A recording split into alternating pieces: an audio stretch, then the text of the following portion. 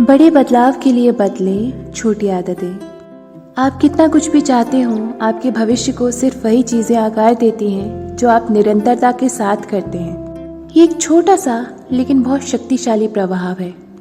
अच्छी आदतें हमें हमारी मंजिल तक पहुंचा सकती हैं, वहीं हमारे अंदर की कुछ बुरी आदतें हमें एक ही जगह पर स्थिर रखते हुए अधूरा रहने पर मजबूर कर सकती हैं। एटॉमिक हैबिट्स, छोटे बदलाव, असाधारण परिणाम।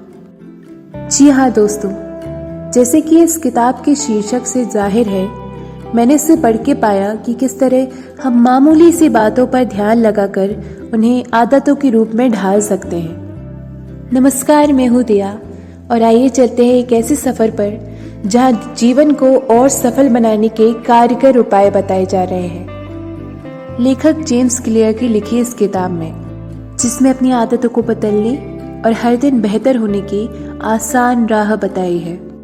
एटॉमिक हैबिट्स एक ऐसी प्रैक्टिकल गाइड है जिसमें अच्छी आदतें कैसे बनाएं, बुरी आदतें कैसे छोड़ें और हर दिन 1% कैसे बेहतर हों, इस बारे में विस्तार से बताया गया है।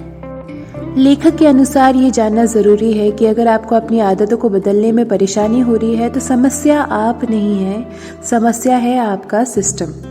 बुरी आदतें खुद को इसलिए नहीं दोहराती कि आप बदलना नहीं चाहते, बल्कि इसलिए क्योंकि आपके पास बदलाव का तरीका गलत है। ये एटॉमिक हैबिट्स में बताया गया एक बेसिक रूल है। आप अपने लक्ष्य के स्तर तक ऊंचे नहीं उठते, आप अपने सिस्टम के स्तर तक गिर जाते हैं। तो दोस्तों, किताब की शुरुआत में लेखक हमें बताते हैं कि किस तरह बेसबॉल खेलते वक्त एक बार उनके सर और माथे के बीच के हिस्से में एक बहुत गंभीर चोट लग गई, जिसने उनकी जिंदगी बदल कर रख दी। उनके अनुसार इस गहरी चोट ने उन्हें पूरे 1 साल तक बेहद कष्ट दिया। शुरुआत में उनके शरीर ने धीरे धीरे काम करना बंद कर दिया था। उन्हें चलने और निकलने में बहुत दिक्कत हो रही थी, यहाँ तक कि डॉक्टर्स को लगा कि उस अस्पताल में उनका सही से इलाज ना हो पाएगा, इसलिए उन्हें दूसरे बड़े हॉस्पिटल में भेजा गया।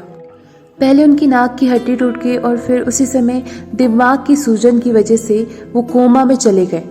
फिर आंखों की तकलीफ ने उन्हें एक लंबा अरसा बिस्तर में रखा। ऐसे में किसी का भी निराशा के गहरे सागर में चले जाना नॉर्मल था, पर उन्होंने लगातार अपने अवसाद के साथ लड़ाई लड़ी। उनके माता पिता और पूरे परिवार ने भी इस बीच बहुत कष्ट सहा, पर उन सब ने हार नहीं मानी। अपने उपचार के दौरान कभी कभी एक सीधी लकीर पे भी चलना उनके लिए बहुत ज्यादा कष्टदायी होता था। पर इस कठिन परीक्षा से गुजरकर वो पूरे 1 साल बाद फिर उसी बेसबॉल ग्राउंड में जा पहुंची।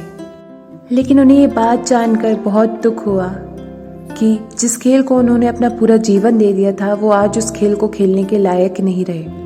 महीनों के पुनर्वास के बाद भी उन्हें खेलने के लिए फिट नहीं माना गया। उस दिन वो अपनी कार में बैठकर बहुत रोए, पर उन्होंने हिम्मत नहीं हारी और अपनी प्रैक्टिस जारी रखी।